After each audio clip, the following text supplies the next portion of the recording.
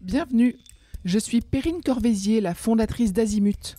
Azimut, c'est le guide des parents pour une orientation scolaire et professionnelle sur mesure avec votre enfant. Nous nous appuyons sur près de 100 spécialistes de l'orientation pour vous informer et vous conseiller. Pour découvrir l'ensemble des ressources Azimut, rendez-vous sur azimut-orientation.com. Vous pourrez notamment vous inscrire à notre newsletter. Je laisse place maintenant au contenu de cet épisode. Bonne écoute. Aujourd'hui, nous allons étudier les études qui permettent de travailler dans le secteur du transport et de la logistique. C'est un secteur stratégique et indispensable.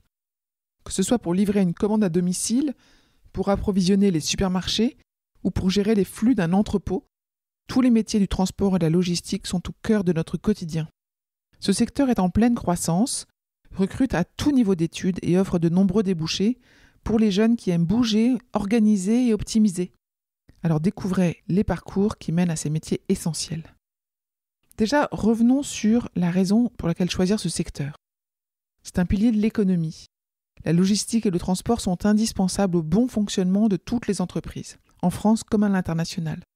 Le secteur de la logistique représente environ 10% du produit intérieur brut national, le PIB, soulignant son rôle central dans l'économie du pays. En 2023, ce secteur a généré un chiffre d'affaires de 200 milliards d'euros, qui témoigne de sa solidité économique. La filière transport et logistique emploie environ 2 millions de personnes, ce qui en fait le 5e plus grand employeur en France, avec des emplois répartis sur l'ensemble du territoire. Dans ce secteur, on trouve de multiples métiers pour tous les profils.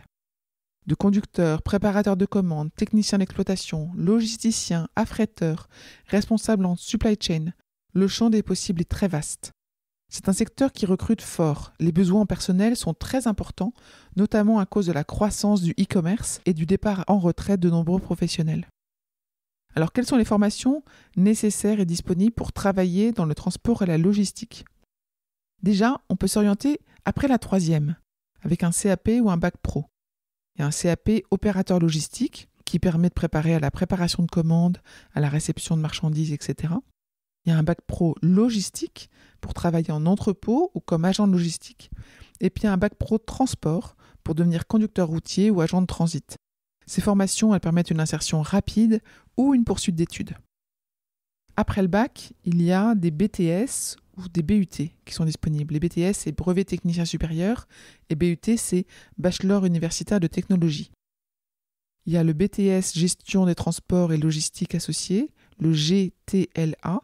Un BTS, ça se prépare en 2 ans. Et puis il y a le BUT management de la logistique et des transports, GLT. Celui-là, c'est 3 ans. Donc ces diplômes en 2 ou 3 ans forment des techniciens et des cadres intermédiaires capables de gérer les flux, les stocks, les transports et les coûts. Il peut y avoir aussi la possibilité de faire des études plus longues, comme des licences pro, des écoles d'ingénieurs ou même des masters. Quelques exemples, il y a la licence professionnelle en logistique et en supply chain et achat. Il peut y avoir des formations par des écoles de commerce avec spécialisation en logistique ou transport international. Et puis des écoles d'ingénieurs avec des parcours logistiques industriels. Tout ça, c'est pour viser des postes à responsabilité ou à l'international. Ayez conscience que l'alternance est une voie directe vers l'emploi et disponible dans beaucoup de formations de ce secteur. C'est une excellente solution pour mettre un pied dans le monde professionnel, pour être rémunéré pendant ses études, et par ailleurs, le coût de la formation est pris en charge par l'entreprise et être rapidement embauché à la fin du contrat. Je le répète, ce sont des métiers dynamiques et concrets. Le secteur couvre des postes très différents sur le terrain, par exemple conducteur routier, cariste, agent de quai, préparateur de commandes. C'est des postes aussi en coordination, l'exploitant, le gestionnaire de flux, l'affréteur, en stratégie, pour le responsable logistique, le directeur de la supply chain et le planificateur de transport, et puis qui œuvre dans les nouvelles technologies, avec un data analyst logistique par exemple, ou un ingénieur en automatisation d'entrepôt. Quelles sont les qualités recherchées pour réussir dans ce domaine ? Eh bien, il faut être organisé, rigoureux, aimer travailler en équipe, avoir une bonne résistance au stress, travailler parfois l'anglais dans le transport international.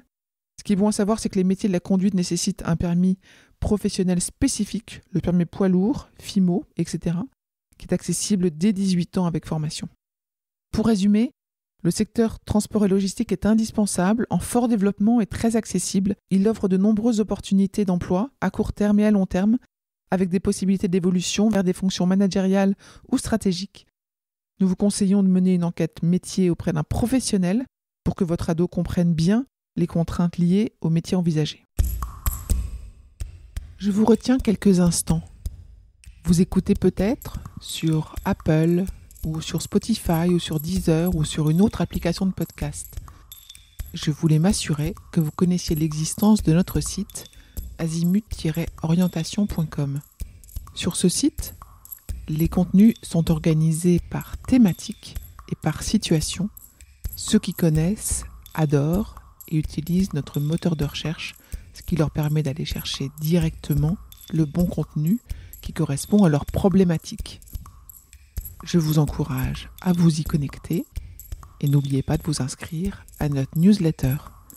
Merci de votre fidélité et à bientôt.